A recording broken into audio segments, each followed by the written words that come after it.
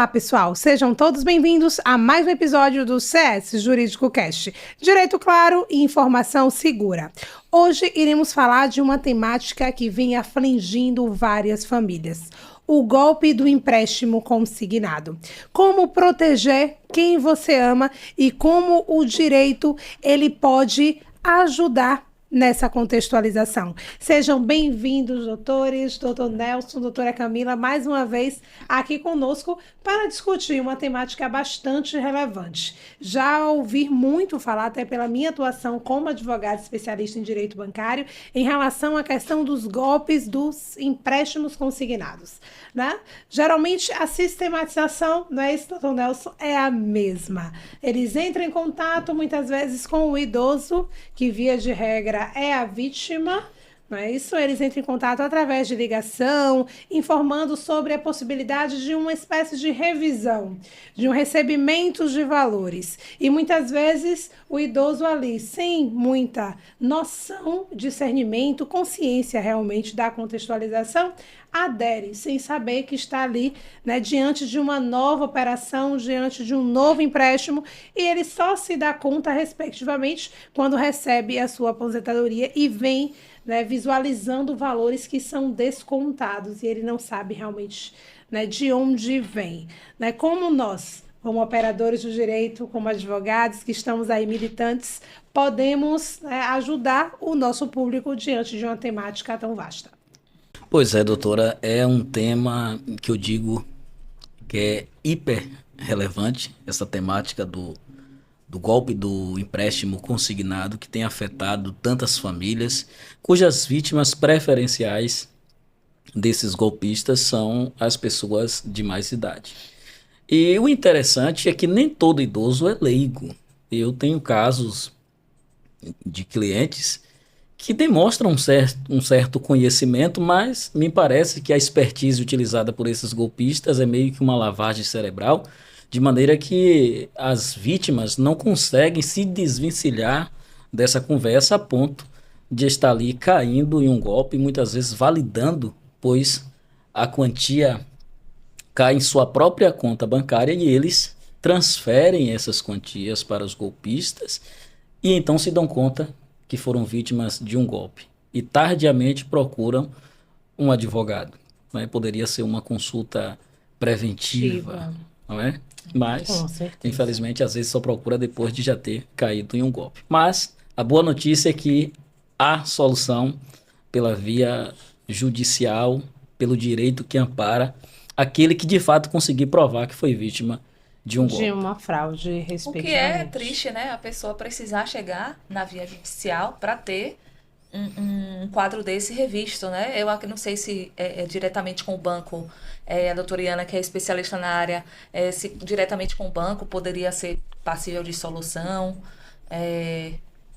Sim, doutora Camila. Na verdade, em alguns casos, desde que comprovado automaticamente, a possibilidade, sim, do banco, certo? Considerando que ele tenha responsabilidade solidária pelos atos dos seus prepostos, respectivamente. Então, por conta da responsabilização objetiva também, o banco ele pode ser, consequentemente, responsabilizado.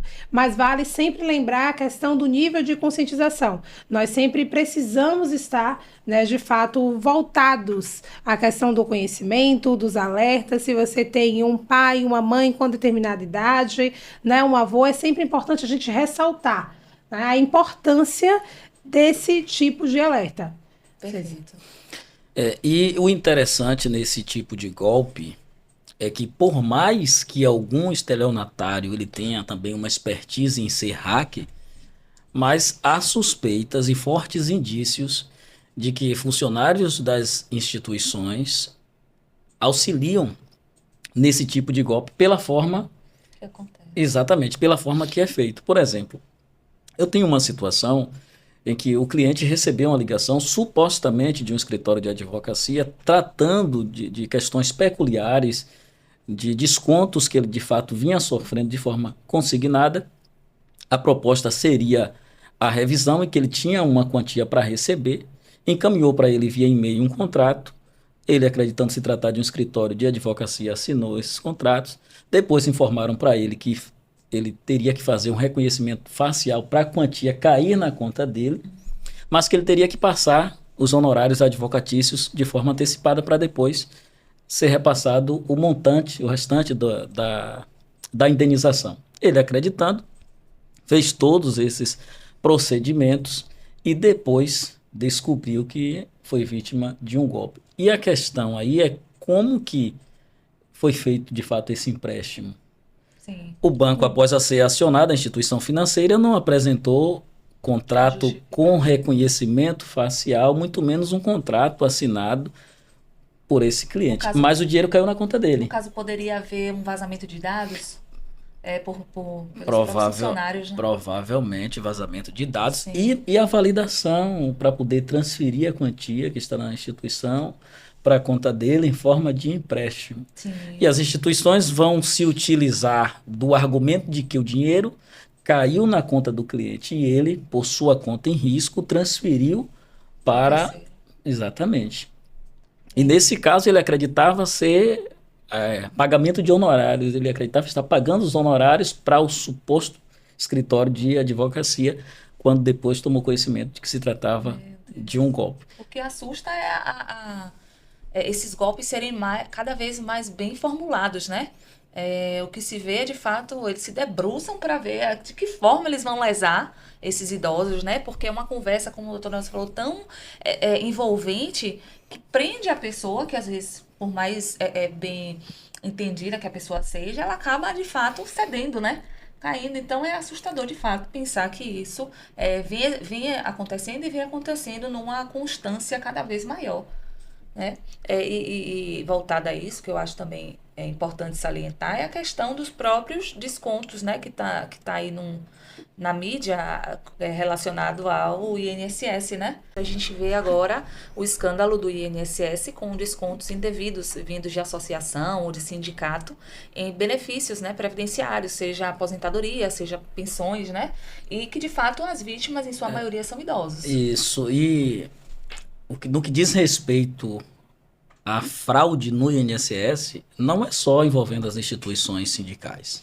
Esse é o menor, que passou de 6 bilhões e 300 milhões, algo desse tipo.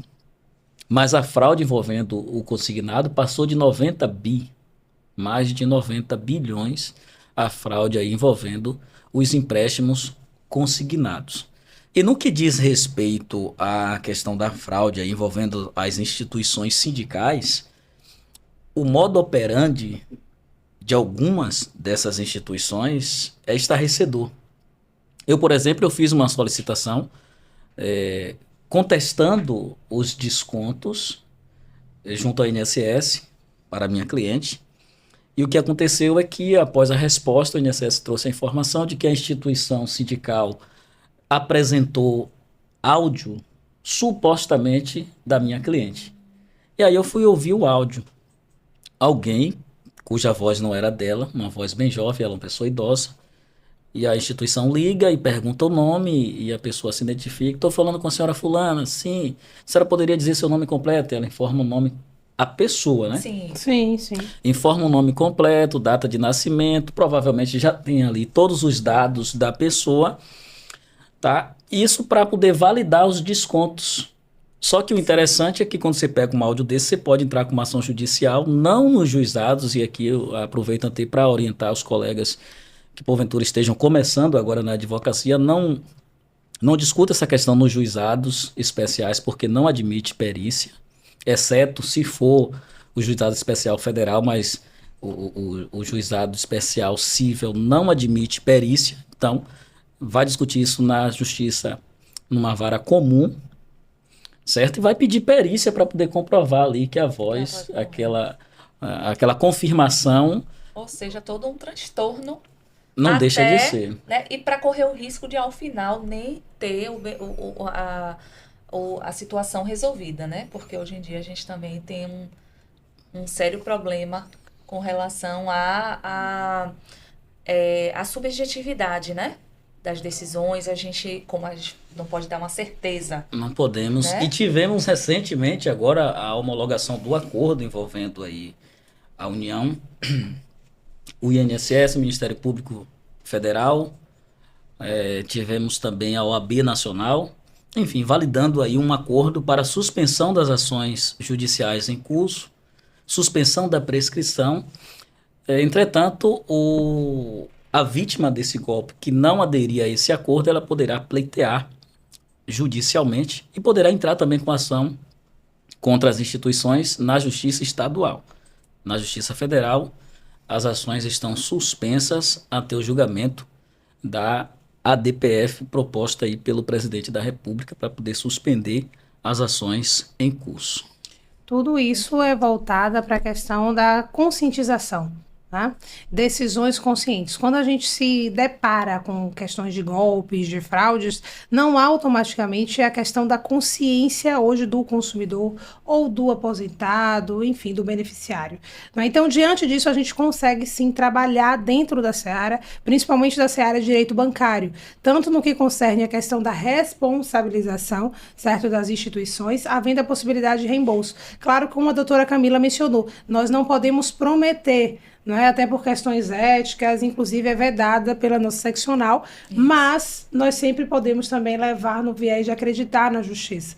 A gente tem o nosso trabalho muito pautado, né, sobre o crédito na justiça. Então, quando a gente vem judicialmente com provas robustas, trazendo automaticamente a questão da fraude, já tivemos casos no escritório aqui que conseguimos lograr isso, tanto no que concerne a restituição dos valores, certo? A responsabilidade da instituição bancária em frente a toda a contextualização, com a restituição um dano moral e pode-se até, a depender do caso, ter a possibilidade de restituição em dobro, que é o que a gente chama de repetição do indébito, né, previsto no artigo 42 do Código.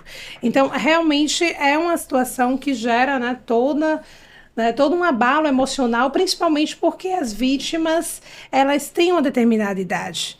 Entende? Mas o caráter fraudulento hoje, como a doutora Camila mencionou, está muito evoluído, né? Chegou ao ponto de gravar áudios, a gente já tem né, uma prática em relação a isso. Cada vez mais aprimorado, né? A questão. E aí a gente se pergunta também, voltado para a área de direito de família, qual o papel, né, da família mesmo? Como é que a família assume um papel mesmo voltado à proteção desse idoso que está numa situação de vulnerabilidade, que querendo ou não, vivem, né? Idosos são pessoas muito mais vulneráveis. Eu enxergaria mais como uma questão mesmo de, como a doutora Iana falou, de informação, né? Sempre você está informando, alertando, né? E na hipótese de acontecer algo nesse sentido, buscar resolver a situação através de um advogado, né? Se necessário, especialista na área, para que consiga reverter. Não fica buscando culpados, né? Porque o idoso já está ali numa situação tão vulnerável. E ainda fica a família, né, julgando. E aí o idoso ele já se sente mais retraído. Ele acaba se sentindo, de fato, como culpado. Sendo que não ele é o menos culpado, né? De fato, fica o alerta, né? Como eu mencionei anteriormente. Tendo um parente, um pai, uma mãe, um avô, é sempre importante, né? Propiciar para ele a questão de ficar atento, né? É importante também nós, né, que estamos aqui, né, temos um conhecimento mais, podemos dizer, mais elevado em relação à temática, levar para esse público. Então, tudo isso envolve a disseminação. Doutora, a autonomia do idoso. Quando a gente fala em terceira idade, na melhor idade, né? Eles não são pessoas inválidas, não a princípio, né? Salvo se tiver alguma incapacidade. Mas, a princípio, não é o caso. Então, é realmente respeitar esse idoso enquanto ainda sujeito, ainda capaz, né? Para que ele não se sinta, de fato, como uma pessoa inválida, né? Como uma pessoa inútil, digamos assim. E aí é realmente algo que as famílias precisam fazer, ao meu ver, né? No meu entendimento. Não sei se os doutores também concordam. Eu tenho um pai que é idoso, 81 anos, vai fazer 82, e cada dia é um desafio, porque ele tem 81 anos, mas ele continua lúcido. Então, para a gente tentar fazer algo que proteja ele, né? Respeitando a individualidade dele, é muito complicado. Então, assim, se eu posso deixar de fato um conselho é esse. É respeitar a individualidade daquele idoso, tentar trazer o idoso para essa participação na família, no seio familiar, alertar de fato que é o que nos cabe, né? Orientar, que é o que nos cabe enquanto família, né? Caminhando para o finalzinho desse episódio, como advogado especialista em previdenciário, doutor Nelson, alguma dica, alguma ponderação para os nossos ouvintes, além da questão do alerta, né? Bom, o que eu posso dizer é o seguinte, de início, tá, login, senha, tem lá a opção solicitar bloqueio de benefício para empréstimos consignados, essa é uma das formas. Tá? E não cair na ideia, através de alguma ligação de quem quer que seja, se passando por escritório de advocacia, se passando por instituição financeira, enfim, tá? Não caiam nesse tipo de golpe, fique atento. Na dúvida, não alimente a conversa, converse com um familiar, com um ente querido, com um filho, ou procure um advogado da sua confiança, faça uma consulta preventiva. Essa é a melhor forma de se prevenir contra golpes dessa natureza. Realmente, doutor, informação valiosíssima de fato. Acredito para que a gente possa inibir a questão dos golpes e das fraudes, respectivamente, teremos que fortalecer mais as nossas leis, ter uma responsabilização maior quanto às instituições financeiras e automaticamente gerar maior conscientização para a nossa sociedade, porque assim, logicamente, iremos conseguir proteger os mais vulneráveis. Estamos caminhando para o fim de mais um episódio e, como sempre, curte, compartilha, gostou do conteúdo? Se inscreve no canal, ativa o sininho para receber esse conteúdo em primeira mão. Até o próximo episódio.